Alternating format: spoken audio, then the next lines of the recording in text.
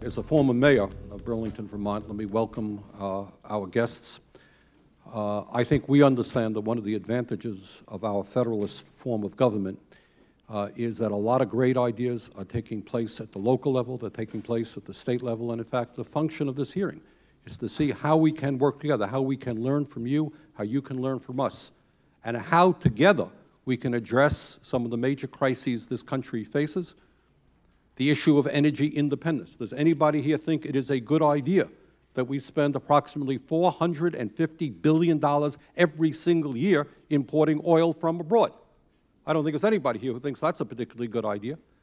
Many of us, including the leading scientists in the world, are worried about what this planet will look like if we do not reverse greenhouse gas emissions and don't deal with global warming, and that's some of the issues that you have been dealing with, and most importantly, as Senator Boxer indicated, we are in the midst of a major recession, and we need to create millions of good-paying jobs as we break our dependency on foreign oil, as we lower greenhouse gas emissions, and that's what this hearing is about.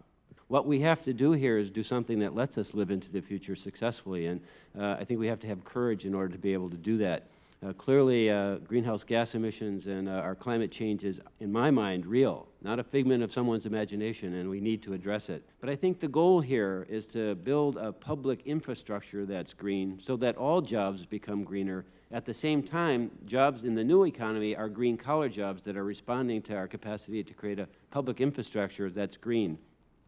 And I think that's got to be our goal. Ultimately, it can't be just about developing green jobs. It's got to be about creating a green infrastructure and society that does this routinely and is an answer to the question of what our lives look like in 30 years. Mayor Kiss, you said something that I thought was very significant. I think we're proud of living in Burlington, Vermont, and the state is proud of.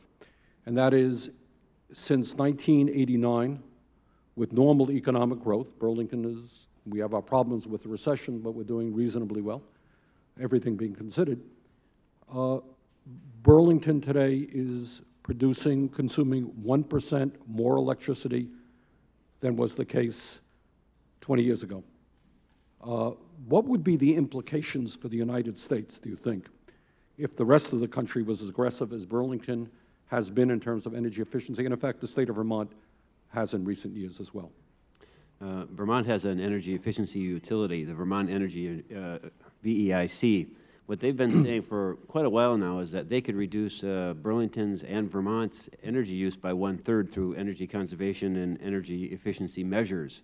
So one of the real opportunities that's still out there for us is not to build new capacity, but actually to reduce the use of energy by weatherizing homes and taking that kind of action. And if we invest in that, it's a much cheaper fix than building new capacity. The cost of doing nothing would in fact be catastrophic, not just for New Jersey or Florida or Vermont, but in fact for billions of people on this planet. And we don't hear that enough.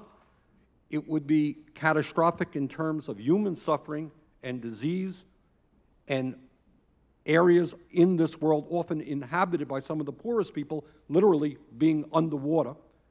And it would be a disaster in terms of what we leave our kids and our grandchildren. And it would be a disaster economically. People are saying, oh, you want to spend a whole lot of money dealing with global warming. Yeah, that's true.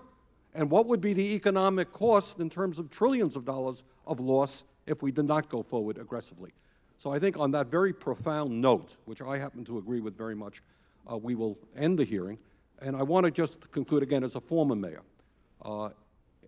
thanking all of you, and you, Mr. Lowry, as well. I know you're in the legislature there, for the important work, the grassroots work that you're doing, and keep up the excellent work. Thank you all very much. Hearing is ended.